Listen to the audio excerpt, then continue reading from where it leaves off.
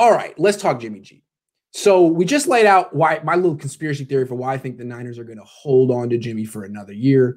What is your theory? Like, what is happening here? Are they pumping up his value? Are they going to trade him after June 1? Or are they going to bring him back for another year? They're going to extend his deal.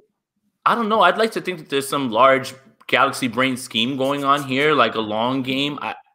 I really don't know. I think that they're just like, they're taking it day by day. And they're realizing as every conversation goes with whoever, as they're realizing as trades go down, where his value is at this point. The 49ers right now have to hedge everything that they've been doing, right? If last year, when you flirted with Tom Brady, was tough for you to talk about, how in God's name are you going to repair this relationship after so much was said about Stafford, Watson, all of these things? And you constantly hear people say, we're good with Jim, but we're looking to upgrade the position. It's like, man, this relationship is so fractured at this point. I'm not certain that they can make it work to get back to that level just because of, and again, I have no basis of this. It's just the mind state of Jimmy right now. Like, how could you not be looking over your shoulder? How could you not, think, man, there's a bullet coming. I just don't know from where, and when you hear them say, it's funny. Kyle says, yeah, I expect him to be back. I expect plenty of things. Yeah. That's pretty much just hedging your bet at that point. Yeah. That's just you saying, you know what, there's a strong possibility that after we exhaust all of our searches, we might just say, all right, you're back in, kid. Like looking at him. Because if they trade for Deshaun Watson, you always be like, yeah, I didn't expect that to happen. Right. I just tell him I didn't expect that. Yeah, I was not lying. With all this stuff out there about every single quarterback under the sun who can throw a football with the left or right hand, like how is Jimmy Garoppolo not hearing any of that? Come on, man. Like I don't see how that's possible. And all this stuff. If this were the Rams, they would have moved on already. And this is the Niners' problem. I mean, one of their problems. They have a player that they've seemed like he's in the doghouse or they don't like. They have a very strong opinion that they don't like this player anymore. Dante Pettis, Jimmy Garoppolo, Ahkello Witherspoon. Then get rid of him.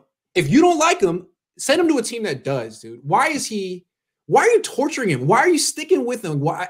I don't know what the word is, but hedging, whatever. The Rams just move on. The Patriots just move on. The Niners, what they do is they're unwilling to really admit that they made a mistake. They'll put the guy in the doghouse, but putting a guy in the doghouse isn't the same thing as trading him or cutting him. He's still on the team. He still has a chance to turn it all around. Nah, man, just move on. Just move on. We all know how you feel about Jimmy. That's why I said I just don't know what the plan is here. Like I don't know if there's some grand scheme or if they're just like day by day we're just moving it. And run it back. Yeah, it's almost like Jimmy's here, so we're good. Like we can like play him, but let's go look. Let's go flirt with everybody else. It's like that's the problem that comes. I think the plan is that he's going to be the starter this year, and that they can sell it to the fans better than they could sell Kirk Cousins, Derek Carr, or any realistic replacement other than Deshaun Watson or Aaron Rodgers. Even Stafford, I think they were like, can we really sell it? I think that's how they think. I think Jimmy Garoppolo's coming back. I think so too. And it's just again, safety net. Right? Who's gonna really, people on Twitter, they said it on NFL Network. The Twitter army wants to get rid of Jimmy Garoppolo, but the real fans understand. Like the real faithful understand. I think that's what they're trying to get the Twitter army, you and I, to back Jimmy Garoppolo. It's not gonna happen.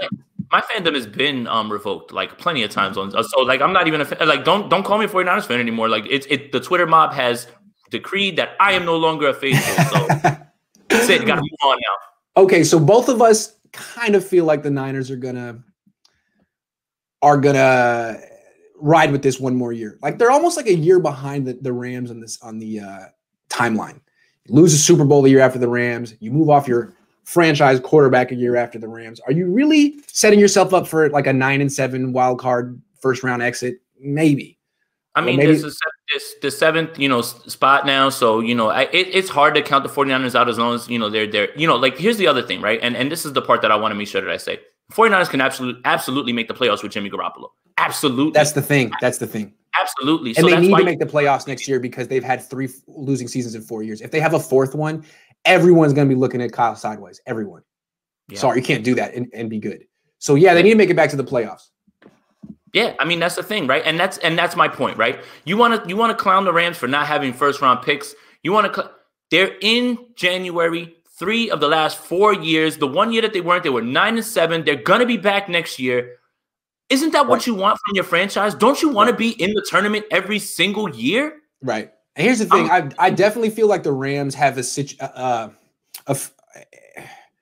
have a philosophy that gets them to the tournament.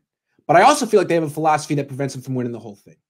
And that's a problem that they have to address at some point. I feel the same way about the Seahawks. Like, they're there every year. They're never going to win the Super Bowl. And we've talked about why. So the Niners, I think they're in that position right now with Jimmy. Jimmy's too expensive. 14.8% of the cap. We've talked about this. So you bring him back and he stays healthy. Yeah, you go to the playoffs maybe. It's a very tough division.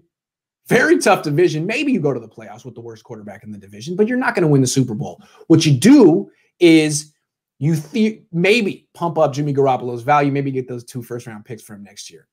That's about the upside of bringing him back. But I think that's what they're going to do.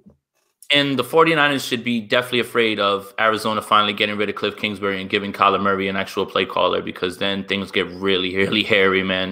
You know, they're lucky that Cliff is just awful at what he does. Like really not even bad. Like, yeah, I'm not even like trying to like mince words. Like, he's just really bad. Like, don't you like that play where he goes 5 wide and everyone runs a curl? So or don't you love it when you check where DeAndre Hopkins is lined up and all he runs is 5-yard outs on the left side? He doesn't move him around at all. Like, it's baffling. If I gave my daughter a playbook and I told her to move things around, DeAndre Hopkins would be all over the field. Like, you know, like, you understanding this offensive genius, continuing to put DeAndre Hopkins on the left side and just run like these little like 5-yard out, 5-yard dig. You know, like, it's why? What are you doing? Why? That's terrible. That's really one of the best things going in the Niners' favor is that Cliff Kingsbury is going to get fired next year. Should have got fired this year. They're going to waste another year on that loser.